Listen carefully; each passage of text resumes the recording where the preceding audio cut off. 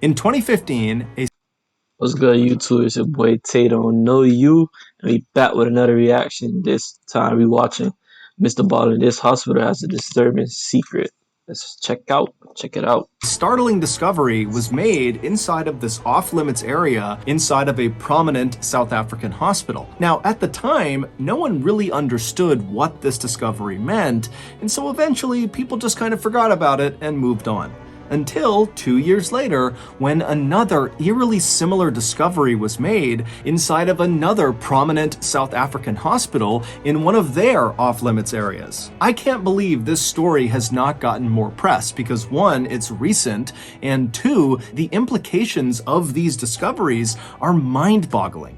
But before we get into that story, if you're a fan of the strange, dark, and mysterious delivered in story format, then you've come to the right place because that's all we do, and we upload once a week. So, if that's of interest to you, please put coyote urine in the like button's apple juice. Also, please subscribe to our channel and turn on all Hey, shout out to Mr. Baller, bro. You upload once a week and you got 6 million subscribers, bro. That is unbelievable. notifications so you don't miss any of our weekly uploads. Okay, let's get into today's story.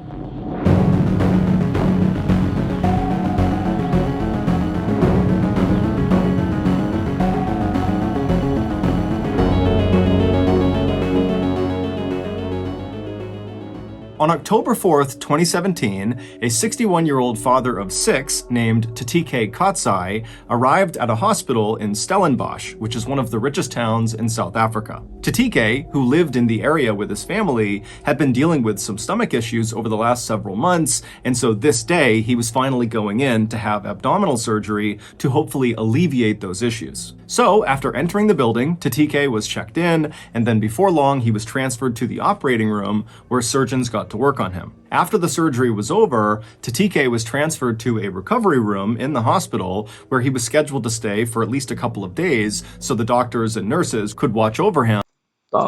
Being in a hospital bed is like, yo, that is the most uncomfortable thing in the world. But it's worse than you sitting on a whole plane ride for like 12 hours, bro. While he recovered and make sure there was no complications Terrible. from the procedure. And so, on the afternoon of October 4th, Tatike just kind of lounged around inside of his recovery room. He couldn't really do anything because of the incisions on his stomach, and so he mostly just laid in his bed, he watched TV, he relaxed, he ate, and then at some point, some of his family members came into the hospital and they visited with him as well. By the end of that day, the day of his surgery, Tatike was definitely sore from the incisions, but overall, he was in good spirits, and to the medical staff, it seemed very likely that his surgery was a success. Early the next morning, at around 5:15 a.m., one of the nurses in the hospital went to Tatike's room to check on him. And when she went inside, Tatike was awake, he was alert, he seemed totally normal. And so after a brief conversation, the nurse told Tatike that she was just going to get him some fresh linens to make up his bed.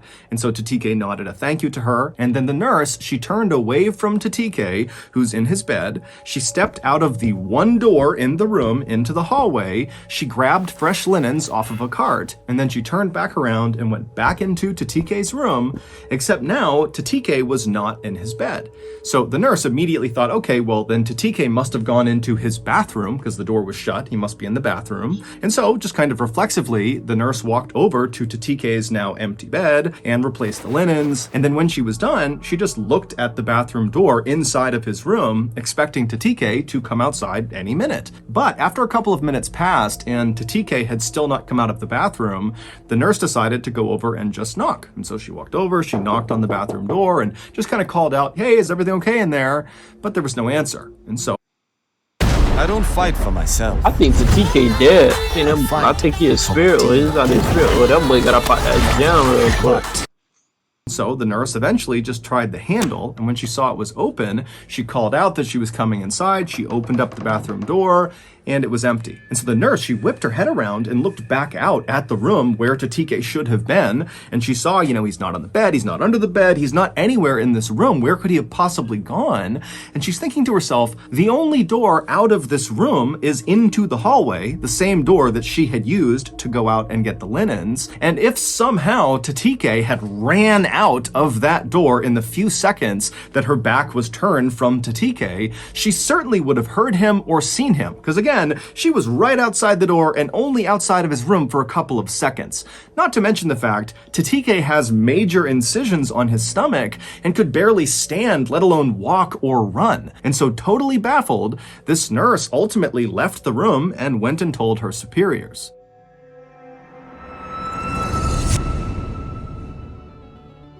Thank you to BetterHelp for sponsoring today's video. Would just kind of and my friends, I Salute, Mr. Ballin.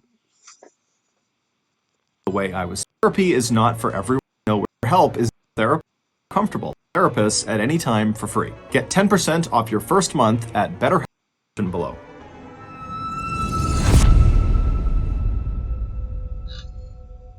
This hospital would immediately begin looking for Tatike on the grounds of the hospital, but they would do it kind of quietly.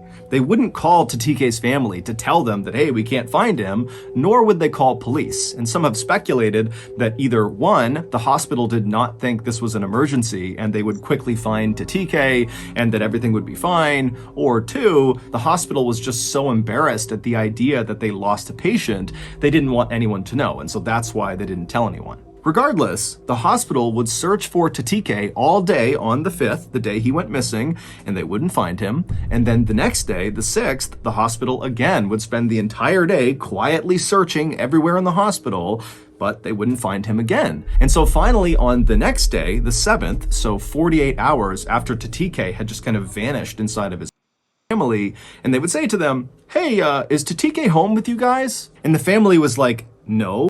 He's supposed to be with you. And so the hospital would say, well, he left 2 days ago, so we don't know where he is. And so Tatike's family is horrified, not only that they were totally left in the dark, but they would find out over the course of this conversation that the hospital had not even contacted the police yet. And so the family, they reached out to the police, and then later that day, the family would meet the police at the Stellenbosch hospital, and then a very public search of the property would ensue to look for Tatike. However, again, no one could find him. Authorities would continue to search both the hospital and also the neighboring area outside of the hospital over the next couple of days, but after they continued to find I think this man dead, and they just seen a spirit. That's it. absolutely nothing, the search began to wind down. And so Tatike's devastated family was left with absolutely no idea what to think or what to do. Fast forward to October 20th, so 15 days after Tatike had gone missing. And on this day, the 20th, there was a construction crew at this hospital in Stellenbosch doing some renovations. And at some point on this day, one of the workers had to climb into the ceiling of one of the floors of this hospital. Now, the space above the ceiling is this tight, cramped space, almost like an attic. It's very big and wide. It's like the whole length of that floor. And really the only people that would ever go into the ceiling are construction workers or other authorized personnel that needed to do work. It's not a place that the public would ever go into. But when one of these workers went up into the ceiling, he had a headlamp on and he's kind of looking around, he's looking for what he needs to do up there, and at some point he turns his head and his light illuminates a person sitting in the corner far away from him, way up against the side in this tiny little attic space. And it would turn out it was Tatike, and he was deceased. The hospital had absolutely no clue how Tatike could have gotten up there. Not only is it obviously not a publicly accessible area, but the actual way I thought it was just a spirit, but how the heck you go through all them nurses? And I know it's more than 10 nurses in the hospital. But how do you go through all the nurses and escape? Strange. to get up into the ceiling, the door that leads up into the ceiling, is very difficult to find. And even if Tatike found this entrance into the ceiling, it would have been nearly impossible for him to actually get into the ceiling. Because again, this guy has serious incisions on his stomach from the surgery he got. He could barely sit up, he couldn't really walk, so the idea of him climbing and pulling himself up into the ceiling just seems impossible. Then there was the very strange strange autopsy results. Now, the full report has not been made public, but Tatike's family had a consultation with the hospital after the autopsy was complete, and they would go to reporters and talk about what the hospital told them. And apparently, the hospital told the family that Tatike did not die from complications from his surgery, and they heavily insinuated that Tatike did not die from natural causes. Something happened to him, and the hospital had no idea what this something was, and that's what killed him. And the hospital also told the family that Tatike likely was dead before he went up into the ceiling. Meaning, someone or something killed Tatike, and then someone or something placed him in the ceiling. Again, this is just from the family going to reporters and talking about their discussion with the hospital. The hospital's only official statement has basically been that they have cooperated with the family and they don't really know what happened to Tatike. Now, of course, this is a very strange story, but it gets even weirder. On May 10th, 2019, so about a year and a half after Tatike was found deceased in the Stellenbosch hospital ceiling, a 53-year-old father of 4 named Sandile Sibiya arrived at another hospital in South Africa. It was in a city called Durban, which is considered to be one of the nicest and wealthiest places in South Africa, similar to Stellenbosch. Sandile was a builder, and he had been working on a house when he had fallen and broken his leg. Specifically, he broke his femur bone, the bone that runs from your hip down to your knee, the big single bone in your thigh. So just for reference, if you break your femur, you can't walk. So, with some assistance from friends and family, Sandile hobbled his way into this hospital in Durban, and he began to receive care. 2 days later, on May 17th, Sandile was still in the hospital, still recovering from this broken femur, when his cousin came to visit him. The cousin said Sandile seemed totally normal, and that during this visit, Sandile told the cousin that after the cousin left, Sandile was going to be transported from this hospital to another hospital nearby, where he was going to get an x-ray of his leg, as well as talk to another orthopedic surgeon. But apparently, after this cousin left from this visit, the doctors at the Durban hospital walked into Sandile's room to take him and transport him to this other hospital, and Sandile was not in his room. Now, this hospital in Durban was known for their very tight security, and so right away, their reaction was very different than the Stellenbosch hospital's reaction. I think it's them nurses, man.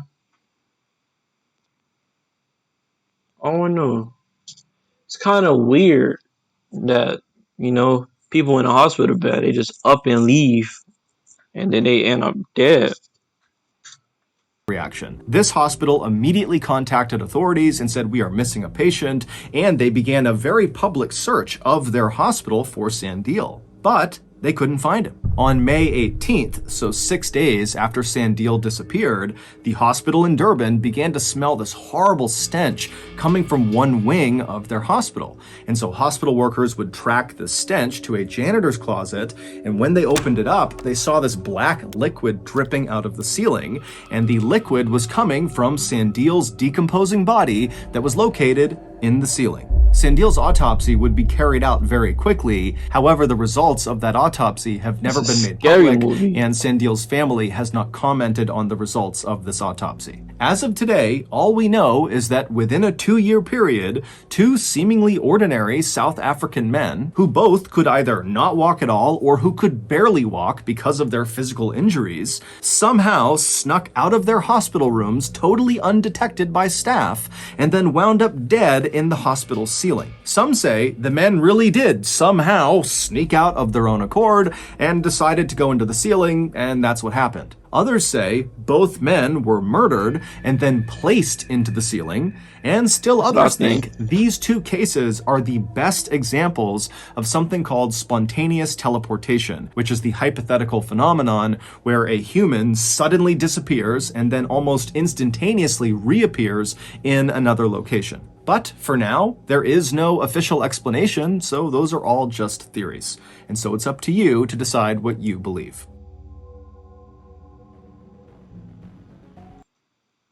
So that's going to do it. That's if you got crazy. something out of today's story and you That is crazy.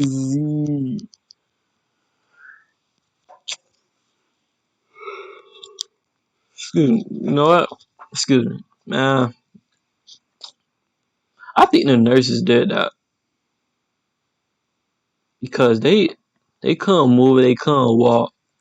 I know with a broken femur you can't walk, you cannot, you need to use leg strength unless you got strong upper body strength. You need leg strength to climb up into the ceiling. So I know that they was just murdered and placed there. Something I don't know. They don't. Well, whoever did that, boy, hey, it's a daddy. Hey, that's a daddy person, boy. Sneak up like that and take a body and hit it so good. Well, anyway, that was a hospital has a disturbing secret. If you enjoyed the video, make sure you like, subscribe, hit the post notification bell to let you know when I upload another video. Therefore, I'm out. Peace.